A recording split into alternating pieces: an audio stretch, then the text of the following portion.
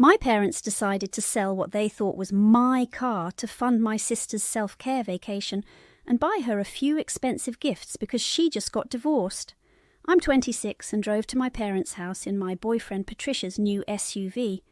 It's a great car and I wanted to take it for a long drive. Patricia, who's 28, saved up for a long time to buy it and has had it for almost 2 months. We've been together for 2 years and he moved in with me last month. My parents live far from me, about a 6-hour drive, so we usually only see each other once or twice a month.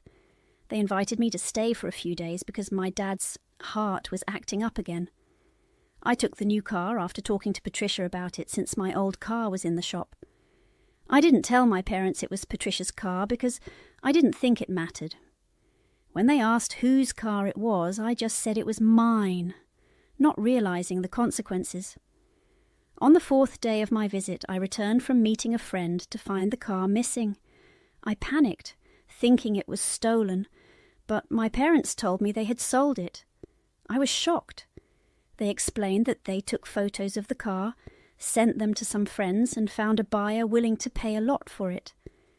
I couldn't believe they sold it without having the title transferred. When I asked what they did with the money, they said they gave it to my sister so she could take a break and bought her some jewellery. They asked me not to be mad, saying I was doing well since I bought the car, and my sister needed the help after her divorce. They didn't want to use their own money because they needed to save for retirement. I was furious and started yelling at them, telling them they messed up big time because the car wasn't even mine. It belonged to Patricia. They had met Patricia a few times but weren't close, so they were shocked when they found out. Instead of apologizing, they blamed me for not telling them the truth. They said they planned to sell the car without my knowledge and convince me not to press charges, but now they were scared because the car wasn't mine. They wanted me to talk to Patricia and convince him not to press charges. They tried to manipulate me, saying they believed I wouldn't hurt them because we're family. I told them to contact the buyer and get the car back, but they said they had already sold it and given the money to my sister, so it wasn't possible. The only reason I negotiated with them wasn't to protect them. It was because I wanted the car back. I knew how hard Patricia had worked for it, and my parents defending their decision to sell it for my sister's sake was really pissing me off. I told them that if they didn't do what I asked, I'd tell Patricia and make sure he pressed charges. This led to a standoff because they thought I was being cruel. They argued that my sister had been through a lot and deserved the vacation and gifts they'd already promised her. They said she was really happy when they gave her the money and couldn't take that joy away by cancelling everything. I told them I didn't care about her happiness, I just needed the money or the car back. They insisted I wouldn't hurt them, so I pulled out my phone right there, called Patricia, and explained the situation. My parents looked horrified as I told Patricia to press charges. He was upset and said he'd speak to his lawyer. After the call, my parents started screaming at me and pushed me out of the house, saying I was a horrible person and didn't deserve to be called their daughter anymore. They blamed me for everything, saying that none of this would have happened if I had just told them the car wasn't mine. They accused me of being insecure about not having a new car and trying to show off. It was offensive, and when I tried to explain that I wouldn't have brought the car if I'd known their intentions, they insisted they sold it because they thought I was the family and would understand. They accused me of faking my lifestyle to impress others. That was almost 3 days ago, and I've been staying in a hotel waiting for Patricia to arrive. We've been in touch, but I can't shake the feeling that maybe this is my fault for not telling my parents the car was Patricia's. Am I the arsehole for telling them it was mine? Edit. Many of you wanted to know more about my relationship with my family. As you've probably figured out, there's a golden child in the family, and it's not me, it's my older sister, who's 7 years older. We don't have a good relationship and haven't been in contact for a couple of years. It's not intentional. It just happened. She lives out of state and rarely visits, and when she does, I don't see my parents because we don't get along. My childhood wasn't terrible, even though my parents favoured my sister. I never felt sidelined until now. This car incident came out of nowhere. I had no idea they could do something so crazy. Trust me, they didn't treat me badly my entire life. If they had, I wouldn't have stayed in touch with them. Sure, there were little things that bothered me about our relationship, but overall they were kind and good parents. That's why I visited them every month. This recent incident came out of nowhere. I think they're getting old, and maybe that's why they thought selling the car would be acceptable, and that I'd just let it slide because I'm family. They were wrong. Even the things they said while pushing me out of the house, that they always believed I was a failure and wanted to prove them wrong, were shocking. They've always been supportive and never implied I'd be a failure. Maybe they believed it deep down, but they never showed it. This incident was completely unexpected, and I can't understand why they acted this way. I know my sister's divorce was tough, with her husband cheating and not paying alimony or a decent settlement, but that's no excuse for my parents' actions. Anyway, I hope this helps you understand why I stayed in touch with my parents and what I should do now. It's urgent, so I appreciate any quick advice. Update 1. Hey, yesterday after I posted my update, most people told me that I had absolutely no fault in this. I didn't want my parents asking questions about what Patricia had done with his car, so I told them a white lie. There was no way I could have known it would lead to all this, and I don't need to beat myself up about it. Yes, my parents might have treated me decently in the past, but after what they've done, I don't owe them anything. Patricia showed up this morning and told me the same thing. I don't need to feel regret or guilt. He's going to handle this, and all I have to do is testify against my parents. He's had his lawyers draw up papers for a lawsuit and is pressing charges. I'm going to support him on this. My parents deserve whatever's coming to them. We plan to go to my parents' house tonight to give them one last chance to fix their mistake. I doubt they'll do it, but Patricia thinks it's worth a try to avoid a court battle. If they don't comply, we'll take it to court. They might have lawyered up by now and could be preparing some lie to make themselves look good, but I know the truth. All I need is the contact number of the guy who bought the car to sort this out. Since I don't have that, we have to talk to them one last time to show them how bad it will be if they don't get the car back. The one good thing is that Patricia is here with me, so I feel less stressed. He's been very kind and compassionate because he knows this isn't my fault. If anyone's to blame, it's my parents. Update 2. A couple of things have happened. We went to my parents' house to speak to them and give them one last chance to fix the situation. As expected, they didn't take us up on the offer.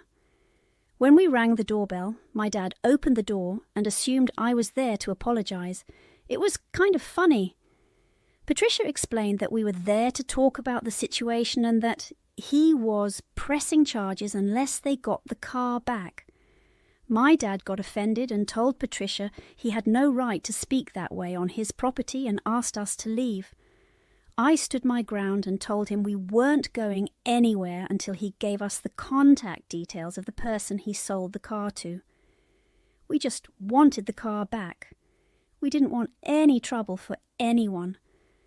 I even mentioned that after this whole debacle was over, I planned on leaving them alone for good. My mum then chimed in saying she didn't care about my threats because she had another daughter to count on, and she'd make sure everyone cut me off. At that point, Patricia and I realised there was no reasoning with them. We left knowing we had no choice but to follow through with our plan. Patricia contacted his lawyer and said he was ready to press charges since we'd tried to resolve it amicably first. We returned to the hotel in a bad mood, frustrated with the wasted time and the stress it was causing us.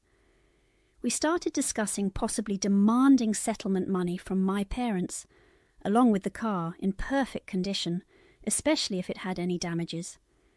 While we were talking, I got a call from my older sister. I ignored it at first, but answered after she called several times. She started lecturing me about harassing our parents, saying it was wrong because they raised me and I should be grateful. I was already upset and didn't want to talk to her, so I told her that she might think I owed them something, but I didn't see it that way. Things have always been different for her, so she wouldn't understand my perspective. I tried to hang up, but she accused me of being ungrateful for everything they'd done for me. That really pissed me off because I didn't know what she was referring to. I told her I thought our parents' actions were unethical and stupid, and they didn't deserve to be excused. She then clarified that she wasn't talking about our parents, but about herself. That caught me off guard because I couldn't recall any incident like that. She started ranting about something arbitrary from years ago, claiming that she decided to go no contact with me because of my ungrateful behaviour. In my original post, I mentioned that our lack of contact just happened naturally, so I didn't know where this was coming from. She said she believed she was responsible for me getting a high-paying job back then because we work in the same field. According to her, she got me the job because she withdrew her application after deciding to move away with her husband. She believed that since she withdrew, I got selected. I couldn't believe she thought she was responsible for my job. I mean, I'll never know for sure, but she genuinely believed that I owed her a thank you after she moved away and left the job to me. When I didn't thank her, she decided never to speak to me again until I acknowledged what she had done, which obviously never happened. So we haven't spoken for the past couple of years. I was so confused because I had no idea she had these expectations. Even if I had known, I wouldn't have thanked her because they were completely unreasonable. I told her off immediately, saying she wasn't responsible for me getting the job. I'm just as qualified as she is, and I got the job because of my hard work and perseverance, not because she withdrew her application. I told her I didn't care if she thought I was ungrateful. I just wanted her to leave me alone. I made it clear that I was going to ensure my parents returned the car in perfect condition. If she thought it was unfair, too bad. She was foolish to think she could call me, say such ridiculous things, and change my mind about the situation. I also pointed out that she'd always been treated like a princess, while I was treated like just another kid. I never resented them for it, but it was about time I acknowledged the difference. Then I hung up and blocked her, making sure we stay no contact permanently. After the call, I talked to Patricia. We're not sure if our parents put her up to this, but if they did, they only made things worse for themselves. It's been a long day, and it's almost 1 a.m. We have another long day ahead, so I'm going to try and get some rest. I needed to vent my feelings here, even though I talked to Patricia about it, just to get it all out of my system. Thanks for sticking with me until the end. It means a lot to me. I'll keep you updated on what happens next, and hopefully my parents won't put up much of a fight anymore because I'm really sick of everything and just want to return to my normal life. Update 3. Hi, it's around noon, and it seems Patricia and I might not have to go to court after all. This morning my parents showed up at the hotel trying to get us to stop whatever we were planning. When we got a call from the front desk, I wasn't sure if we should let them up, but Patricia thought we should talk since they might have changed their minds. So we let them in, and they started apologising profusely, saying they had thought things over and didn't want any trouble. They wanted to settle this out of court. They told us they'd contacted the man who bought the car and were trying to convince him to return it. Apparently he was planning a cross-country road trip, but they managed to persuade him, promising to pay him $2,000 more than he paid for the car. So we might be getting Patricia's car back after all. We're relieved because we don't have to stay here longer than necessary. My parents also tried to apologize for their behavior, admitting they were wrong. When they tried to convince me otherwise, I told them it was unnecessary. I had made up my mind and was going to cut them off as soon as I got back home. They seemed unhappy and said they really wanted to make it up to me, but I told them my decision was final. I didn't want to speak to them because this had been a terrible experience for me. They had completely humiliated me in front of my boyfriend the day before and had been insufferable since they sold the car without my consent. I didn't want anything to do with them after this. They looked very upset while leaving, but at least this nightmare would soon be over, and Patricia and I could finally go home. A couple of weeks passed, and we got the car back. It was in the same condition we had kept it in, so thankfully my parents didn't have to pay any damages. They found out about the car just in the nick of time. If the guy had taken it on the cross-country road trip, things would have been much different.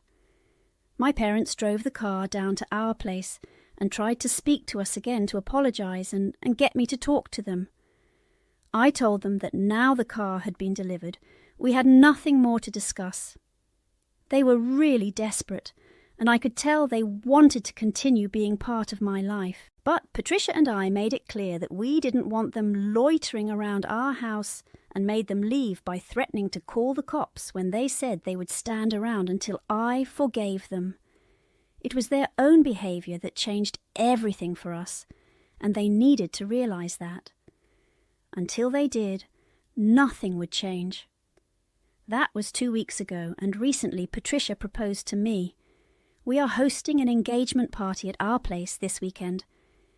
Invitations have already been sent out, and I heard from a couple of relatives that my parents and sister are very upset they didn't receive one. They thought something as big as this would make me reconsider our situation and extend a hand of peace. I think that was a pretty unrealistic expectation. None of them had been kind to me, and Patricia and I were on the same page about not wanting them at our party. It's a really important day for us, and if they can't be nice to me, they don't deserve to be around me. Even if I thought about making things right and inviting them, the day would become entirely about our family drama and not our engagement. So we decided to steer clear of that. They shot themselves in the foot by talking about this to our relatives, who didn't have nice things to say about me. They thought I was being bratty and blowing things out of proportion. Maybe I'll just stay this way and keep my distance from them, and then they won't have to deal with my